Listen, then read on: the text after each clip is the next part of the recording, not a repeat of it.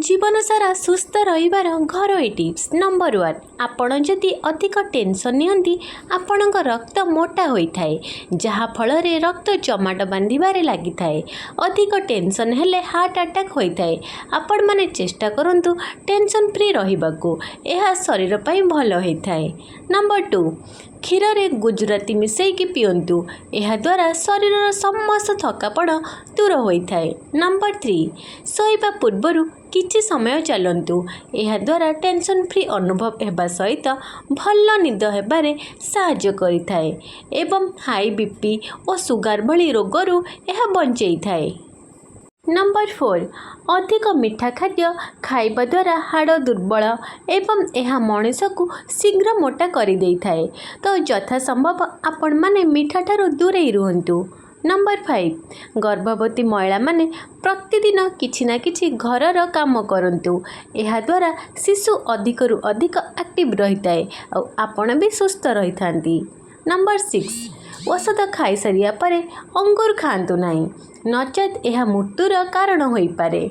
Number 7 राति रे सोइबा पूर्वरु आधा चमच सुखा धनिया को अल्प पानी रे भिजई दियंतु एवं सकाळु उठिकी एही पानी को छाणिकी पियंतु। एथिरे पेट और कोष्ठकाठिन्य समस्या दूर होइथाए। वीडियोटीर आगକୁ ଯିବା ପୂର୍ବରୁ ମୁଁ କହୁଛି କଟକରୁ, ଆଉ ଆପଣମାନେ କେଉଁ ଜିଲ୍ଲାରୁ କହୁଛନ୍ତି ମୋତେ କମେଣ୍ଟରେ ଜଣାନ୍ତୁ। नंबर 8 सकाळु उठिबा परे बिछणाକୁ असजड़ा रखिले शनि और राहुंकर अशुभ दृष्टि पड़ी थाए, तेणु आपण एथिप्रति ध्यान देबे।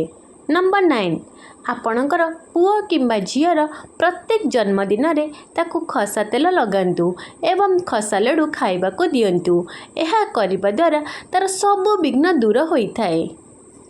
नंबर 10 रुमाल लुहारे तियारी जिनिस जल संपर्कित जिनिस काहारी को केबे भी उपहार स्वरूप दियंतु नहीं, यह अमंगल होइथाए। नंबर 11 दीपर मुह पूर्व किंबा उत्तर को रहिले यह शुभ होइथाए, दक्षिण बा पश्चिम को रहिले यह अशुभ होइथाए।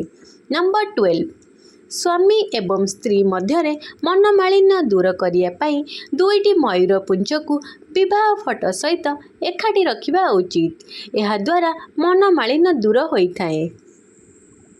नंबर 13 बारंबार जदि धनहानि हेउची ताहाले कौनसी बुधवार रे किन्नर मानकु सबुज वस्त्र दान करंतु, देखिबे यह बहुत शुभ होइथाए। नंबर 14 प्रतिदिन सकाळे दुईटी निमपत्र खाआंतु, यह द्वारा अनेक उपकार मिलिथाए। नंबर 15 चीनी मैदा और लुण ए तीनिटी धला जहर, जेते पारिबे सेते एहार व्यवहार बहुत कम करंतु, यह देह पई जमा भी भल होई न थाए। नंबर 16 राति समय रे सोइबार सबुठु भल समय हैला 9टारू सकाळ 5टा पर्यंत, तो आपण माने चेष्टा करंतु यार भितरे सोईकी उठिया पाई। नंबर 17 प्रतिदिन कौनसी ना कौनसी व्यायाम निश्चय करंतु, कहीं ना व्यायाम करिया द्वारा आमर बॉडी फिट रही थाए, यह देह पाई बहुत भल होता है।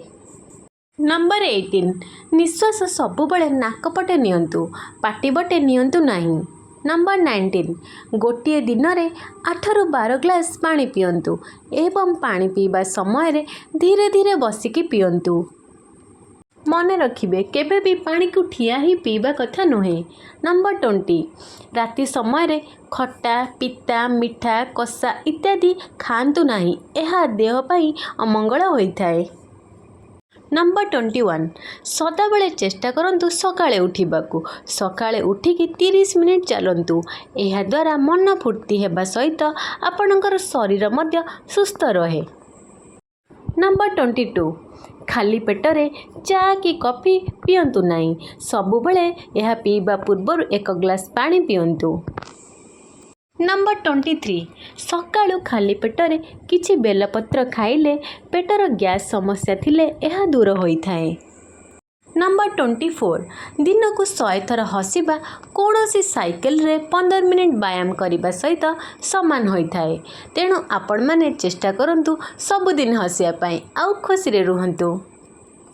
नंबर 25 राति समय अधिक भात पेट भरी खाइबा उचित नुहे कहीं भात राति रे शीघ्र हजम होई न थाए यह शरीर ପାଇଁ भल नुहे। नंबर 26 ठंडा समय अंडा निहाती खाइबा कथा कहीं एथिरे प्रोटीन थाए जहाँकि शरीर रे प्रोटीन रो कमी को पूरा करि थाए एवं आम हाड़ को मजबूत करि थाए। नंबर 27 जदि आपण सकाळु चा बा कॉफी बदल रे गोटे सेव खाइबे ताहा शरीर ପାଇଁ बहुत भल होइथाए। तो आपण माने चेष्टा करंतु यह बदल रे गोटे फ्रूट्स किछि ना किछि खाया पाई कहीं फ्रूट्स आम शरीर ପାଇଁ बहुत भल। नंबर 28 सकाळर जलखिया दिन जाकर सबुठु महत्वपूर्ण भोजन सकाळर जलखिया छाड़िले आपणक शरीर एवं दिमाग कमजोर हो जाइए तेणु आपण माने केबे भी सकाळ जलखिया को स्किप करिया कथा नुहे।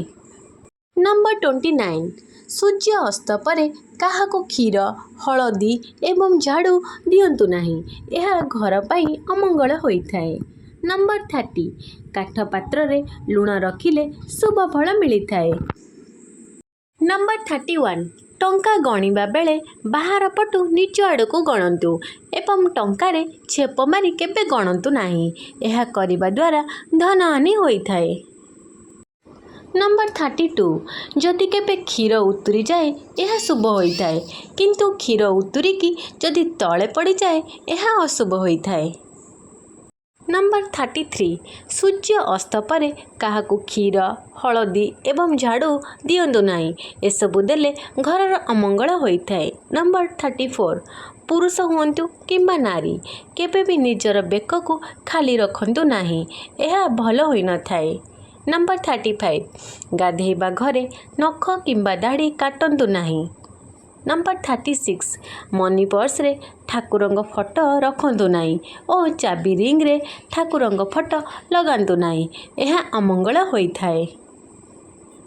नंबर 37 माँ माने मने रखंतु संतान को क्षीर देला बेले पूर्व को मुह करि देबा उचित एवं शिशु को प्रथमे दक्षिण स्तनरु क्षीर देबा उचित यह करिबा द्वारा शिशु केबे भी रोगाग्रस्त रे पड़ी न थाए एवं यह शिशु पाई बहुत मंगलकारी होइथाए तेणु सब माँ माने ए कथा प्रति टिके ध्यान देबे। नंबर 38 गर्भवती महिला माने 7 ରୁ 9 मास पर्यंत शारीरिक संपर्क रखिबा अनुचित अटे यह शिशु उपरे कुप्रभाव पकई थाए। नंबर 39 लूज मोशन रे हालिया लागुथिले लेंबू पानी रे चीनी लुण पकईकी 2 ग्लास लेखाए प्रति 2 घंटे पियंतु देखिबे जल्दी हालिया रु मुक्ति मिलिबो। नंबर 40 मासिक धर्म अनियमित जदि हेउची एहार प्रतिकार पाई आपण गोटे ग्लास गाजर जूस एवं गोटे ग्लास काकुड़ी जूस पियंतु देखिबे एहा धीरे धीरे ठीक हो जिवो।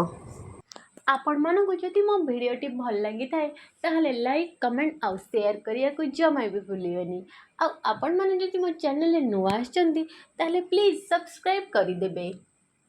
आपण माने शेष जाए मो भिडियोटी देखिथिबारु आपण समस्त को धन्यवाद।